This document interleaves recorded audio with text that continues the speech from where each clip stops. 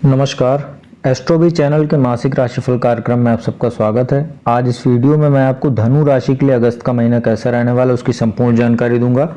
यह जानकारी चंद्र राशि पर आधारित है, कृपया इसको लग्न राशि या नाम राशि के आधार पर मत देखिएगा। अगस्त महीने में यदि धनु राशि की बात करें तो आपके लिए सूर्य जो है 17 अगस्त तक थोड़ी समस्या पैदा कर रहे हैं। अष्टम भाव में बैठे हुए हैं, भाग्य स्थान के स्वामी होकर।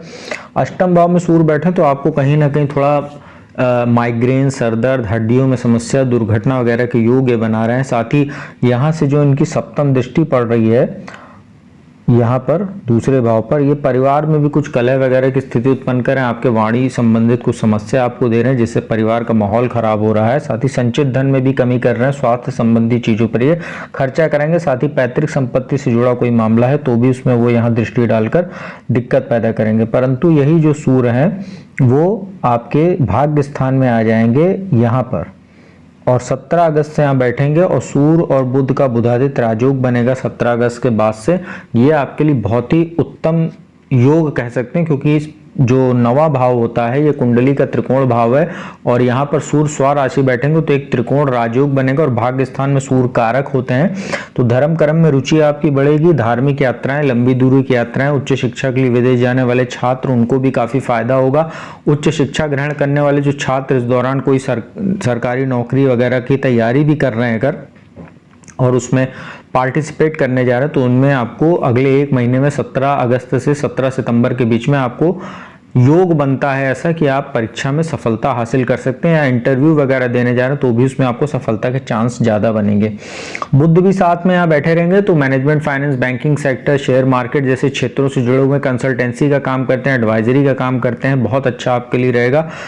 और साथ में शनि की भी दृष्टि यहाँ पड़ रही है तो आप थोड़ा सा अपने जो है पराक्रम का ध्यान रखिएगा, कहीं भी दुस्साहस करने से बचिएगा और अपने व्यवहार में कुशलता लाइएगा, अन्यथा थोड़ी सी आपको ये शनि और जो सूर्य का संबंध बन रहा है, ये दृष्टि संबंध, ये थोड़ा समस्या दे सकता है। इसके बाद बुध की बात करते हैं। बुध तो पूरे महीने भाग्य स्थान में बैठे हैं, 17 अगस्त तक यहाँ वो मंगल के साथ बैठे रहेंगे तो थोड़ा सा आप अपने वाणी संबंधित समस्या को आपको बचने की आवश्यकता रहेगी, क्योंकि मंगल और बुध जो है आपस में मित्र नहीं है। साथ ही आपको कुछ त्वचा संबंधित कुछ समस्या वगैरह भी हो सकती है, इसका ध्यान रखिएगा।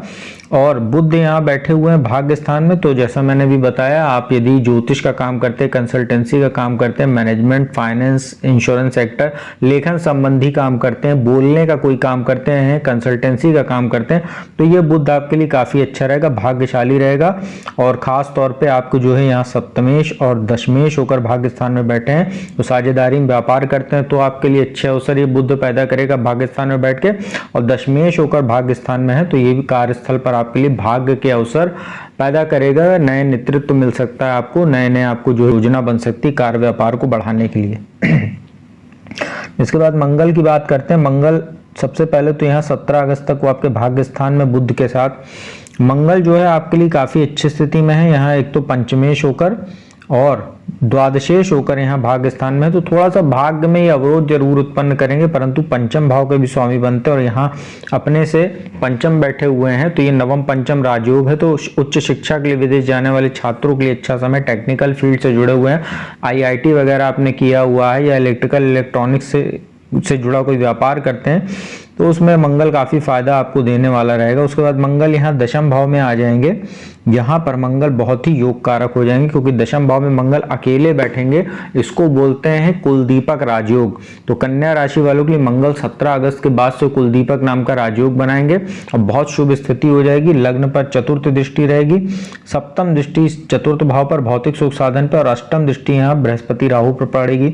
तो लग्न पर दृष्टि पड़ेगी, ये आपके लिए पराक्रम को बढ़ाने वाली रहेगी, मान सम्मान की प्राप्ति कराएगी। सरकारी नौकरी या सुरक्षा कर्मी या पुलिस, UPSC वगैरह की आप तैयारी कर रहे हैं उसमें आपको सफलता देगी। साथ ही राजनीति में भी आपको कोई नया नेतृत्व वगैरह दिला सकती है लग्न पर दृष्टि डालकर, क्योंकि वहां पर काल पुरुष की कुंडली में अपनी ही राशि मेष राशि बनती है और जिसको वो देख रहे हैं धनु राशि, वो बृहस्पति मंगल के मित्र हैं। नीच दृष्टि होने के बाद भी उतना ये बुरा प्रभाव नहीं डालेंगे। थोड़ा सा अपने स्वास्थ्य का, अहंकार और क्रोध पर नियंत्रण रखिएगा तो ये मंगल की दृष्टि आपके लिए फायदेमंद रहेगी। सप्तम दृष्टि चतुर्थ भाव पर है तो अपने माता के स्वास्थ्य का ध्यान रखिएगा, उनके साथ संबंधों का ध्यान रखिएगा। ये मंगल आपको रियल एस्टेट वगैरह से आप जुड़ा कोई काम करते हैं उसमें आपको फायदा देगा। बिल्डिंग मटेरियल जैसे सामानों का आप काम करते हैं या जो है दलाली का काम करते हैं, उसमें मंगल फायदेमंद देगा। साथ ही भौतिक सुख साधनों को बढ़ाने वाला भी ये रहेगा, क्योंकि पंचमेश होकर दशम भाव में है, तो बुद्धि का आप इस्तेमाल करके अपने भौतिक सुख साधनों की प्राप्ति करेंगे। और यहाँ बृहस्पति राहु पर दृष्टि, तो एक ध्यान रखिएगा, पंचम भाव में बृहस्पति का बैठना संतान उत्पत्ति में बाधा उत्पन्न करता है। राहु वहां बैठे हुए हैं, मंगल की अष्टम दृष्टि है, शनि की तीसरी दृष्टि है और केतु की भी सप्तम दृष्टि पंचम भाव पर, मतलब पंचम भाव पर संतान के घर में जबरदस्त उथल पुथल वाली स्थिति बन रही है। तो संतान उत्पत्ति के लिए कतई समय अच्छा नहीं कहा जा सकता ये। और जो भी महिलाएं गर्भवती हैं, जन्म देने जा रही बच्चों को, तो काफी सतर्क रहिएगा। मिसकैरेज वगैरह, एक्सीडेंट वगैरह कोई हो सकता है, जिससे आपका गर्भपात वगैरह हो सकता है। इसको मैं बहुत ही साफ सुथरी तरीके से आपको बता दे रहा हूँ, कृपया इसको अन्यथा में ना लीजिए, गलत मत समझिएगा। एकदम जो सच यहाँ पे ज्योतिष की स्थिति बन रही है, बृहस्पति राहु का पंचम भाव में बैठना, शनि की तीसरी दृष्टि, केतु की सप्तम दृष्टि, मंगल की मारक अष्टम दृष्टि, ये जो बन रही स्थिति, ये संतान उत्पत्ति में बाधा करेगी। शनि की बात करते हैं। शनि काफी अच्छी स्थिति में है आपके लिए। एक तो यहाँ धन भाव के स्वामी होते हैं और तीसरे भाव के स्वामी होकर तीसरे ही भाव में, पराक्रम भाव में है। और इनकी जो दृष्टियां हैं, बृहस्पति राहु पर तीसरी दृष्टि, भाग्य स्थान पर सूर्य और बुध पर सप्तम दृष्टि, और यहाँ द्वादश भाव पर पड़ रही है 10वीं दृष्टि। तो जो यहाँ तीसरे भाव पर दृष्टि पड़ रही, शिक्षा के लिए अच्छी है। थोड़ा सा आपको अपने बुद्धि का सही इस्तेमाल करना चाहिए, बेवजह के निवेश वगैरह करने से बचना चाहिए। जुआ, सट्टा, लॉटरी, शेयर, भ्रष्टाचार वगैरह किसी भी अनैतिक कार्य को करने से आपको बचना चाहिए, वरना शनि आपको दंडित भी करा सकते हैं। भाग्य स्थान पर दृष्टि है, तो आपका धर्म कर्म में रुचि बनी रहेगी। उच्च शिक्षा के लिए विदेश जाने वाले छात्र, जैसा मैंने बताया, सूर्य शनि का जो दृष्टि संबंध, उससे पहले मंगल शनि का दृष्टि संबंध 17 अगस्त तक, तो आपके लिए टेक्निकल फील्ड से जुड़े हुए हैं, IIT वगैरह किया है, या उच्च शिक्षा के लिए आप कहीं भी विदेश जाना चाह रहे हैं, अच्छे कॉलेज में एडमिशन लेना चाह रहे हैं, तो शनि की दृष्टि उसमें भाग्य का सहयोग दिलाएगी। आपके पराक्रम पुरुषार्थ में वैसे भी शनि वृद्धि कर रहे हैं और अभी वक्री हैं, तो और अच्छी स्थिति में है तीसरे भाव में। द्वादश भाव पर दृष्टि डाल रहे हैं, तो कोई कोर्ट कचहरी जुड़ा मामला अगर आपका चल रहा था, तो उसमें आप प्रयास कीजिए, वो आपके पक्ष में आ सकता है भाग्यवश। और आपको ये जरूर है कि आपको अनावश्यक खर्चों से बचना चाहिए, बेवजह की यात्राओं से बचना चाहिए, अपनी आंखों का ख्याल रखना चाहिए, क्योंकि द्वादश भाव आंखों का भी होता है। साथ ही थोड़ी सी अनिद्रा वगैरह की आपको शिकायत हो सकती है। शनि की दृष्टि जो है इसमें दोष होता है, तो थोड़ा मानसिक तनाव भी आपका बढ़ेगा खर्च वगैरह बढ़ने से, और बेवजह के वाद विवाद में पड़ने से खुद को बचाएं, अन्यथा शनि आपको कोर्ट कचहरी से जुड़ा कोई मामले में फंसा भी सकता है। इसका आप ध्यान रखिएगा। 4 नवंबर तक काफी सतर्क रहेगा, जब तक शनि वक्री है। इसके बाद बात करते हैं बृहस्पति राहु की। बृहस्पति राहु जो है पंचम भाव में बैठे हैं, जैसा मैंने बताया, संतान उत्पत्ति के लिए समस्यादायी है, परंतु शिक्षा के लिए अच्छे हैं। इनकी दृष्टि है भाग्य स्थान पर पंचम दृष्टि, सप्तम दृष्टि एकादश भाव पर, और लग्न पर 9वीं दृष्टि पड़ रही है। तो भाग्य स्थान पर दृष्टि पड़ रही, भाग्य में वृद्धि करेंगे, क्योंकि बृहस्पति की भी दृष्टि है, सूर्य बुध भी वहां बैठे हैं। तो भाग्यवश आपको जो है नई नई जगह यात्राओं करने का अवसर मिलेगा, धर्म कर्म में भी आपका मन लगेगा, और आपको धार्मिक निवेश करना चाहिए, धर्म वगैरह में निवेश करना चाहिए। कोई मंदिर वगैरह का जीर्णोद्धार इस समय कराएं, रंगाई पुताई करवाएं किसी मंदिर वगैरह की, तो आपके लिए बृहस्पति राहु का जो चांडाल दोष बना है उसमें काफी शांति मिलेगी और काफी अच्छा पॉजिटिव रहेगा आपके लिए। एकादश भाव पर दृष्टि, तो नाम यश आय में भी वृद्धि कराएंगे, आय के नए स्रोत आपके बनेंगे। और लग्न पर दृष्टि डालेंगे तो थोड़ा सा स्वास्थ्य संबंधी समस्या आपको हो सकती है, क्योंकि बृहस्पति की दृष्टि में तो अमृत है, परंतु राहु भी देख रहे हैं, तो थोड़ा सा स्वास्थ्य का ध्यान रखिएगा। बाकी बृहस्पति आपको लगातार बचाने का काम करेंगे।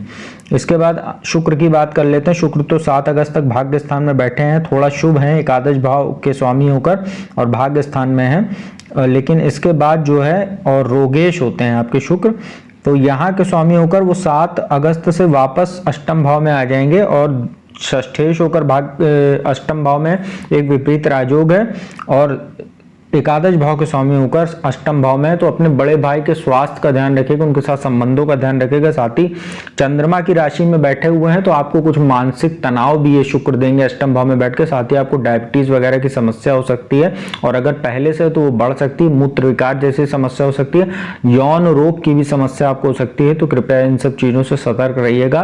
तो गुप्तांगों में भी कुछ समस्या हो सकती है, और अगर ये सब समस्याएं पहले से चली आ रही हैं, पहले आपको थी, तो आपको गोचर के दौरान काफी सतर्क रहने की आवश्यकता रहेगी। शुक्र अष्टम भाव में बैठे हैं, कला के क्षेत्र से जो लोग जुड़े हुए हैं, जैसे अगर आप तंत्र मंत्र में आपकी रुचि है या गुप्त विद्याएं ज्योतिष वगैरह में आपकी रुचि है, गायन संबंधी आप कोई काम करते हैं, उसके लिए शुक्र की स्थिति अच्छी है, क्योंकि शुक्र की जो दृष्टि है वो यहाँ दूसरे भाव पर पड़ रही, वाणी के स्थान पर, और कालपुरुष की कुंडली में यहाँ वृषभ राशि बनती शुक्र की, तो इन सब चीजों के लिए अच्छा है। और संचित धन में भी वृद्धि कराएंगे, आपको अचानक धन लाभ भी शुक्र कराएंगे, क्योंकि आपके लाभेश होते हैं यहाँ लाभ भाव के स्वामी। और अष्टम भाव जो होता है, अष्टम भाव अचानक धन दिलाने का घर होता है, गड़ा धन वगैरह यहाँ से विचार करते हैं।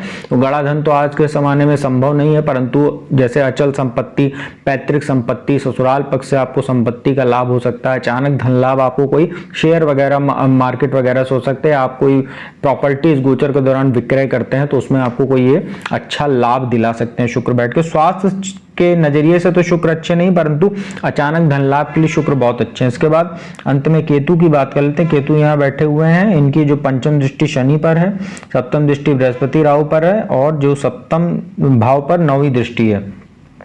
शनि पर दृष्टि है, थोड़ा सा कभी कभी आपके लिए वाद विवाद की स्थिति उत्पन्न करवाएंगे, मानसिक अवसाद पैदा करते हैं। शनि और जो केतु की दृष्टि संबंध होता है। पंचम भाव पर दृष्टि तो संतान उत्पत्ति के लिए, जैसा मैंने बताया था, उसका आप ध्यान रखिएगा और थोड़ा सा बेवजह की चीजों में निवेश करने से बचिए। और सप्तम भाव पर दृष्टि वैवाहिक जीवन को प्रभावित करने का काम करेंगे, तो पूरे महीने आप जो है अगस्त के अपने वैवाहिक जीवन का ध्यान रखिएगा। बाकी ये केतु आपको धन लाभ भी कराएगा एकादश भाव में बैठ के।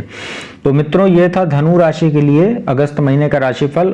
उपाय की बात कर लेते हैं। पूरे महीने आप लोग सूर्य का उपाय कीजिए, क्योंकि 17 अगस्त तक सूर्य आपके लिए समस्यादायी है, तो आपको हड्डियों वगैरह में जो दर्द या माइग्रेन सर दर्द की समस्या ना हो, तो आप लोग जो है सूर्य को प्रातः काल स्नान आदि के उपरांत तांबे के लोटे, स्टील के लोटे में जल भरकर जो है सूर्य को अर्घ दीजिए, जल अर्पित कीजिए। ओम आदित्याय नमः या ओम घृणी सूर्याय नमः इस मंत्र का जाप करते हुए। साथ ही बृहस्पति जो है आपकी राशि के स्वामी है, तो ओम ब्रह्म बृहस्पतये नमः इस मंत्र का आप लोग 108 बार हर बृहस्पतिवार को जाप कीजिए रुद्राक्ष की माला से, तो भी आप लोगों के लिए बहुत अच्छा रहेगा। और पीला वस्त्र हो सके तो बृहस्पतिवार को धारण कीजिए, और ना धारण कर पाए पीला वस्त्र तो एक पीला रुमाल ही अपने पास रख लीजिए, तो भी आपके लिए महीना अच्छा रहेगा। तो मित्रों, उम्मीद करता हूँ वीडियो आपको अच्छी लगी होगी। यदि वीडियो अच्छी लगी हो तो चैनल को सब्सक्राइब कर लीजिएगा, बगल में बेल आइकन का बटन उसको प्रेस कर लीजिएगा। जो भी जातक कुंडली विश्लेषण कराना चाहते हैं मेरे माध्यम से, तो मेरा नंबर डिस्क्रिप्शन स्क्रीन दोनों पर उपलब्ध है, आप उस पर संपर्क करके अपॉइंटमेंट ले सकते हैं। फीस जमा कराने के उपरांत घर बैठे मेरे द्वारा कुंडली विश्लेषण का लाभ प्राप्त कर सकते हैं। तो अब मैं अपने वाणी को यही विराम देता हूँ। किसी नई वीडियो के साथ जल्दी आपके समक्ष हाजिर होऊंगा, तब तक के लिए ओम नमः शिवाय।